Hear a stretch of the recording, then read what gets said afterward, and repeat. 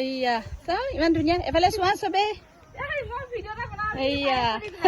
ইমান ধুনীয়া বতাহ ইমান ওপৰত আৰু ন কেনেকুৱা এইয়া আমি এবাৰ পলোৱা নাই এই পাহাৰৰ ওপৰত কি মনোৰম দৃশ্য আপোনালোকক বুজাব নোৱাৰিছোঁ আৰু ইমান ভাল লগা এইফালে চাৰিওফালে এইয়া দেখুৱাই আছোঁ এইয়া লাহেকে একেটা আমি গৈ আছোঁ অঁ তাকে আমাৰ পানী বটলটো কি কৰিলা শেষ কৰিলা কোনে খালা তাতেতো থৈ আছিলোঁ বেগৰ ওচৰত আনিলা খালে বোলে এইয়া চাওক তললৈ দেখুৱাইছোঁ দেই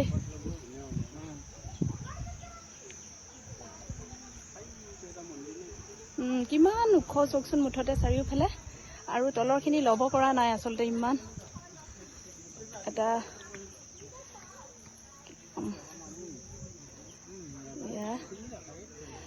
ভাল লাগিল বহুত এতিয়া আজিলৈ সামৰিছোঁ bye bye love you all নমস্কাৰ বন্ধু বান্ধৱীসকল এয়া আপোনালোকক দেখুৱাইছোঁ মা পাৰ্বতীৰ মন্দিৰ এয়া আছে বকুৰ আপোনাৰ পাৰ্বতী পাহাৰত মা পাৰ্বতীৰ মন্দিৰ এয়া আমি যিহেতু গুৱাহাটীলৈ যাওঁতে গৈছিলোঁ আৰু এয়া মা পাৰ্বতীৰ মন্দিৰভাগ আমি দৰ্শন কৰিছিলোঁ সেইদিনাখন যিহেতু ৰবিবাৰ আছিল আৰু মন্দিৰভাগ বন্ধ আছিল আমি বাহিৰৰ পৰাই ধূপ চাকি জ্বলাই সেৱা কৰিলোঁ আৰু আপোনালোকক এই 995 ফুট উচ্চতাত থকা মা পাৰ্বতী মন্দিৰভাগ দেখুৱাবলৈ বুলি এই ভিডিঅ'টো বনাইছোঁ আপোনালোকে চাই থাকক এই চাওকচোন ইমান ধুনীয়া প্ৰাকৃতিক পৰিৱেশৰ মাজত মই আগতে ভিডিঅ' এটা দিছিলোঁ আপোনালোকে বহুত মৰম দিছিল যে আমি দুয়ো এনেকৈ চিৰি বগাই আহি আছিলোঁ বা গৈছিলোঁ সেয়া 995 ফুট উচ্চতাত পাৰ্বতী পাহাৰৰ পাৰ্বতী মন্দিৰলৈ বুলি এয়া চাওক খুব ধুনীয়া এটা পৰিৱেশ আমি ভবাই নাছিলোঁ যে এনেকৈ ইমান ওপৰত গৈ পেলাই যে এভাগ মন্দিৰ থাকিব আৰু ইমান ধুনীয়াকৈ বনাই দিছে প্ৰায় 300 বছৰৰ পুৰণি বুলি জনাইছে তাত যিজন দেউৰী আছিল পুৰোহিত আছিল তেখেতে কৈছে যে সপোনত দেখুৱাইছিল আৰু দেখাই পেলাই এনেকৈ বনাইছে মন্দিৰভাগ আৰু আমি ইমান মানে আমাৰ কষ্ট হৈছিল যাবলৈ 995 ফুট উচ্চতাও কমটি নহয় আৰু ওপৰলৈ গৈ থাকিলে যিহেতু অক্সিজেন লেভেলটো কমি যায় বহুত মানে ভাগৰ লাগিছিল আৰু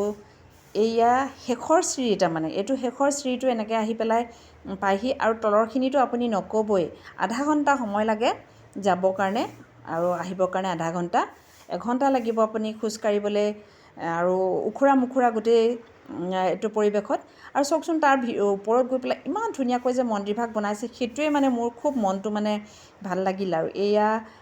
এই ভাগিনটোৱে নিছিল বাইদেউৰ ল'ৰা আৰু এইটো নাতি ল'ৰা হয় বাইদেউৰ ঘৰৰ পৰা বেছি নহয় খুব বেছি আপোনাৰ 3 কিলোমিটাৰমান দূৰত্বতে আছে আৰু ওপৰলৈ পাহাৰটোলৈ আমি উঠি গৈছিলোঁ এইদৰে আৰু গৈ পেলাই আৰু এনেকৈ আমি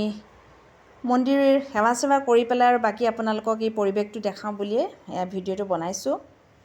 মানে কি বুলি ক'ম আৰু মই মানে ভাষা বিচাৰি পোৱা নাই ইমান ভাল লাগিছিল মই যিহেতু